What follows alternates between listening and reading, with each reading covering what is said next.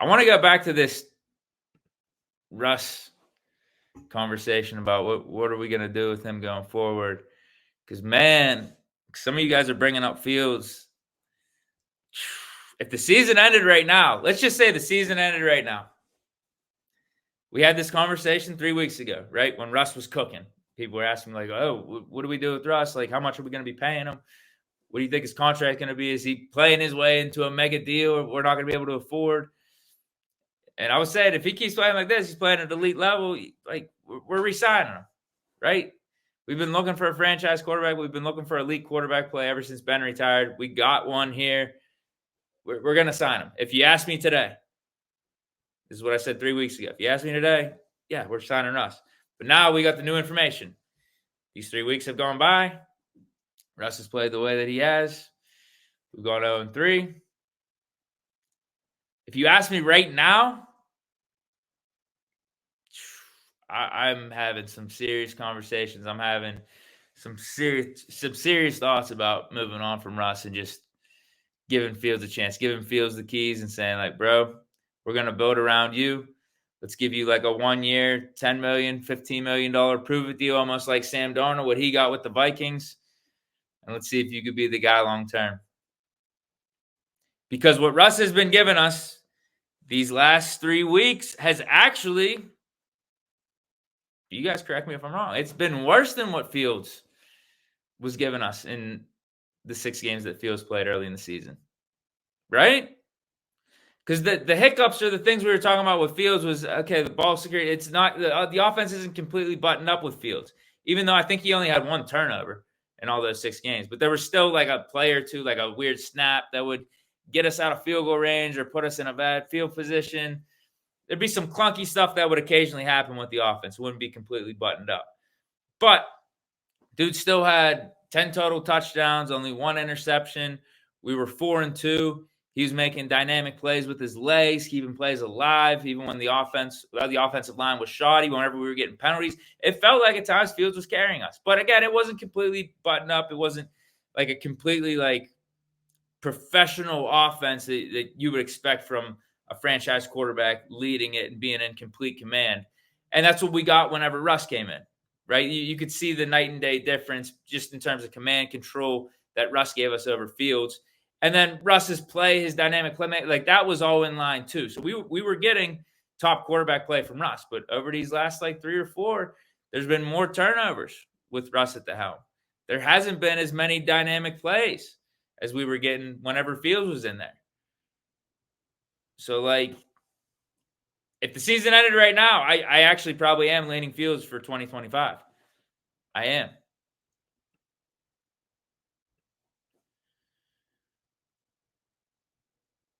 What do you guys think?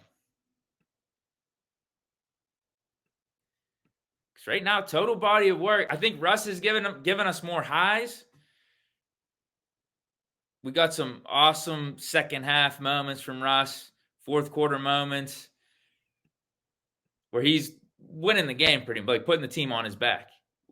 Like he has impressed. Don't get me wrong. I think we've got more highs, but I also think the Steelers gave Russ those opportunities as well. I think the offense has been more open with Russ, and rightfully so, because you do have, I guess, a right to try to rein things in with Fields because you're not as confident in him being able to have that type of command and control that a Russell Wilson would have of an offense. I get that 100%. Or have the right decision-making like a Russ because of what we even seen with Fields in Chicago. And remember what we saw from Fields in the preseason games too. It was kind of helter-skelter there.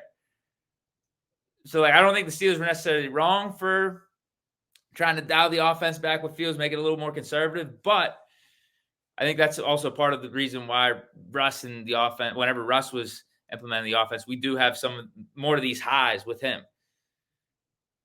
These greater moments. But at the same time, I think we're starting to get to the point where we're having some more lows. And if you would have told me coming into the season,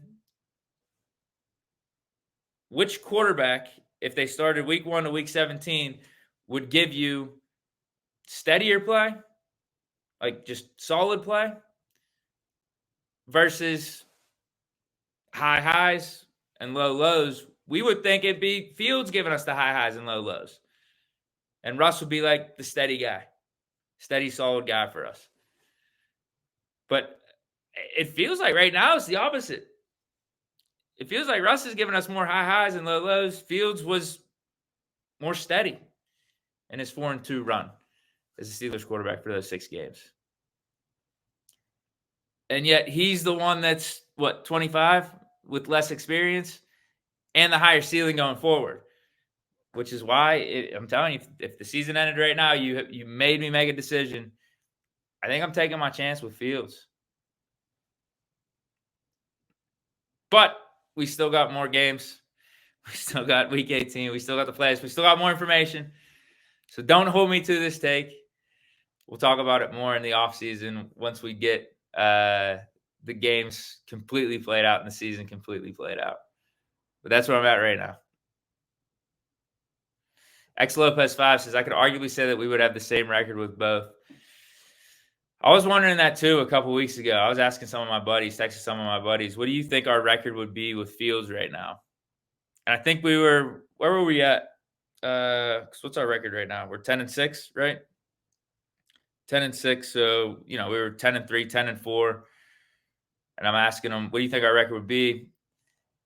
And I think most of us agreed. Maybe it's like 1 or 2 more losses, but do we win one of these 3 games with Fields? I don't know. That's tough to say, especially with the defense playing the way that it is. But is our run game better? Do we get off to better starts with Fields? Are we better in the red zone? Those are legitimate questions too. We can't take away what Russ has been able to do in some of these second halves, though.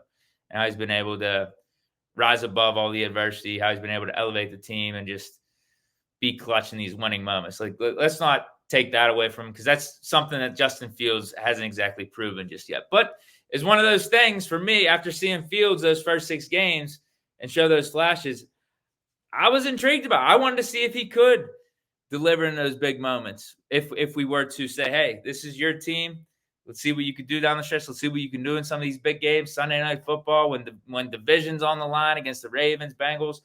How do you respond? Because up to this point, you've rose your floor up, man. You're 4-2. You're not turning the ball over. We could run an offense to a certain degree here and not have to worry about calamity happening.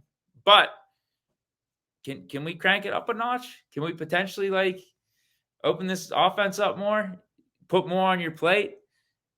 If it is a shootout against Burrow, if it is a shootout against Lamar Jackson, the Ravens, what can you do in the second half? I would have been really intrigued to see what Fields could have showed us in a whole new situation outside of Chicago, because I thought he was flourishing early on in this 2024 season.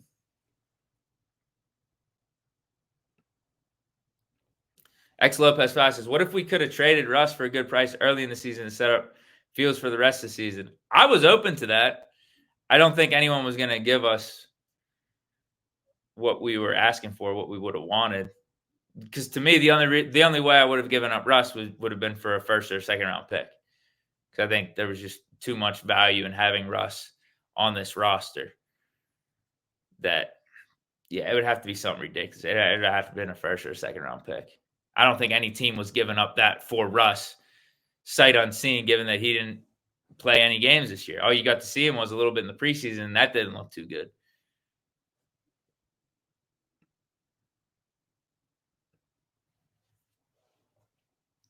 Richard Arbizo says, isn't the 4th rounder if Fields plays more in the regular season than Russ? I think it's not about Fields versus Russ. I think it's about Fields just playing 50% of the snaps. He says, I think we're past that point, even if it's playoffs included. I don't think it's playoffs included. I could be wrong, though. He says, rather find out if we have our guy in-house now than risk it in the offseason. I think the problem is that you just got to stick with Russ at this point. You got it. You're too far late in the season making this switch, because Russ isn't playing that bad. Part of it is, as many of you guys mentioned, that everything around Russ is not good either. The defense has been bad. The coaching's been bad. So, we can't just put it all on Russ and make him the scapegoat, because he hasn't been that bad. We've still moved the ball on offense at times. He's still made some good plays, but it's just altogether not clicking. So I think you got to stick with Russ. I think that'd be too knee jerk of a reaction. But to remix 84's point, he's saying the play calling's becoming stale. Not only I wouldn't even say the play call. It's just like the team is in a way. It's just we're kind of in this rut. We're kind of just in this spot where offense starting slow, defense getting carved up pretty consistently, and we're not able to come back. We're not able to really settle in and play Steeler football. Defense, yeah, we'll get a stop maybe once in a while or on occasion here. But then, like, the offense isn't able to take advantage of it, then the defense will give up, like, 2 scoring drives in a row, and then the game's over. It's just frustrating.